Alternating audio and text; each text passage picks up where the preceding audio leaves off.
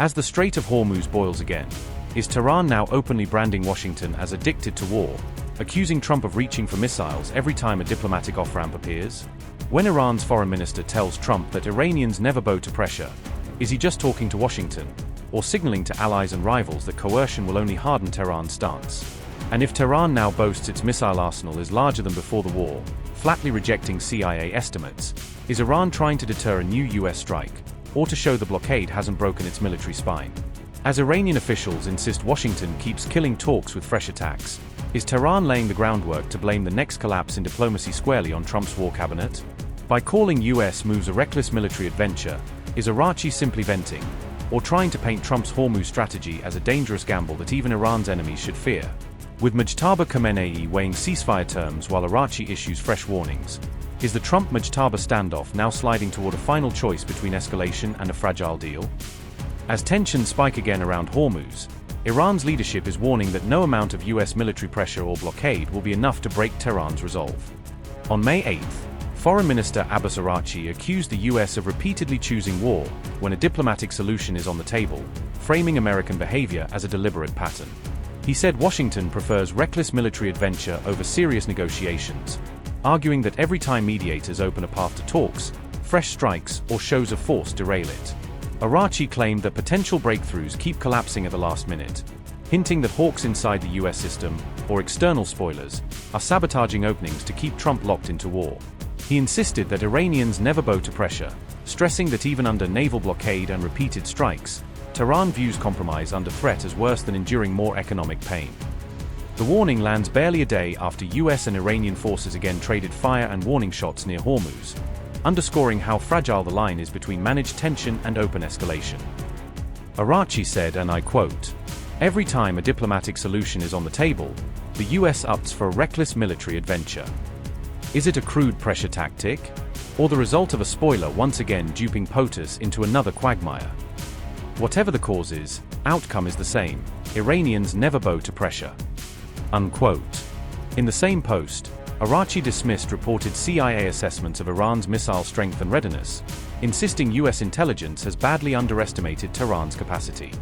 He claimed Iran's missile inventory now stands at 120% of its pre-war level, directly contradicting leaked figures that put Tehran's stockpile significantly lower after weeks of bombardment.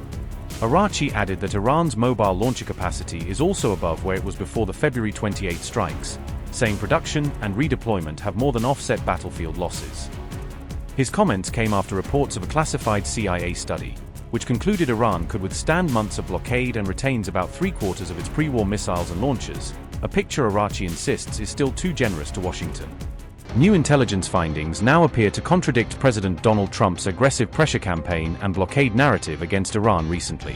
The Central Intelligence Agency reportedly believes Iran could survive an American blockade for several months despite growing military and economic pressure. According to intelligence assessments cited on May 7, Tehran may withstand the blockade for nearly 90 to 120 days. Officials familiar with the classified report reportedly said Iran could potentially endure the blockade for an even longer period strategically. The CIA also concluded that Iran still retains major missile and drone capabilities despite continued attacks from the United States and Israel. The assessment found Tehran could avoid immediate economic collapse by relying on crude stockpiles and alternative smuggling routes effectively. These findings sharply contrast with Trump's repeated claims that the blockade is already inflicting severe damage on Iran's struggling economy. Trump had announced a US naval blockade targeting Iranian ports across the Strait of Hormuz region on April 12. On May 7, American and Iranian forces directly exchanged fire for the first time since the April ceasefire agreement. The United States launched what it called self-defense strikes on Iran as explosions rocked Qeshm Island, Sirik, and Bandar Abbas. Reports claim American forces also targeted an Iranian oil tanker and another Iranian vessel near the strategic Gulf waters. In retaliation, Iran launched attacks targeting American destroyers stationed inside the highly sensitive Strait of Hormuz region. Donald Trump accused Iran of behaving irrationally after military tensions and attacks intensified sharply overnight across the Gulf. President Trump claimed 3 American destroyers safely crossed Hormuz despite reportedly facing Iranian missiles, drones, and hostile threats. Trump warned Washington would respond far more aggressively unless Tehran quickly agreed to a deal with the United States. Despite the clashes, Trump insisted the ceasefire remained active and dismissed the strikes as merely a love tap. Meanwhile, Iran claimed its military inflicted damage on American naval assets and forced U.S. warships to retreat from Hormuz. The latest confrontation unfolded as Tehran reviewed a new American proposal aimed at ending the ongoing conflict. You say that you are to a deal right now with Iran. Could happen any day. Could, and it might not happen, but it could happen any day. I believe they want the deal more than I do. We had 3 world-class destroyers go through the strait today. Any other country, under the circumstances, wouldn't have shot missiles at it and drones at it and these stupid boats that came at it. They got blown away in about 2 minutes. Their tanker got blown. You know what we did with the tanker? We didn't want to create an environment, so we shot out the rudder, and the tanker's going around, spinning around in circles. They should not have done that today. We thought they might. We didn't know, but we were prepared. They shot missiles. Every missile was knocked down. Every drone was knocked down. And the people that shot it are no longer with us. Mr. President, after these strikes, is the ceasefire with Iran still on? Yeah, it is. They trifled with us today. We blew them away. They trifled. I call that a trifle. I'll let you know when there's no ceasefire. You won't have to know. If there's no ceasefire, you're not going to have to know. You're just going to have to look at one big glow coming out of Iran. And they better sign their agreement fast. Yes, could you give us an update on what is the latest in those talks? No, the talks are going very well, but they have to understand, if it doesn't get signed, they're going to have a lot of pain. They're going to have a lot of pain. They want to sign it, I will tell you. They want to sign it a lot more than I do. I think that's what you want to hear, fellas, right? What you want to hear, a different tone.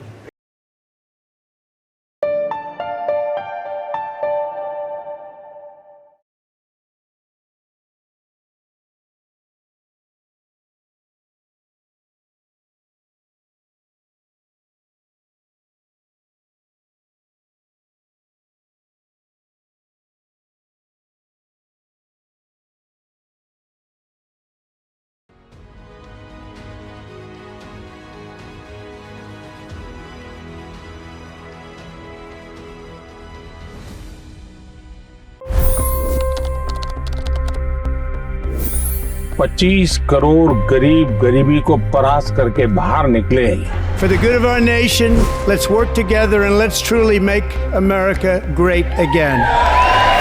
The fastest news breaks. Requested PM saying that look, you will have to speak to Putin and to Zelensky. The biggest news makers. The relationship with India is probably the most important bilateral relationship the U.S. will have for the rest of this century. The capital delivered quite an election result today. Expert analysis. The million-dollar question today is how to stop this dance of death. Ground reports. I'm standing at the crossroad of the Kumbh Mela. Behind me are more than 100 entry ghats. Long-form interviews. Exclusionary politics is reflected in Manipur case as well. You don't bother because this is a small state. Deep dive into burning issues. It's often said DRC could be the richest country in the whole world. It's because of what sits underneath. Why exactly did the US topple the Sheikh Hasina government? HT videos. We don't just break news, we break it down.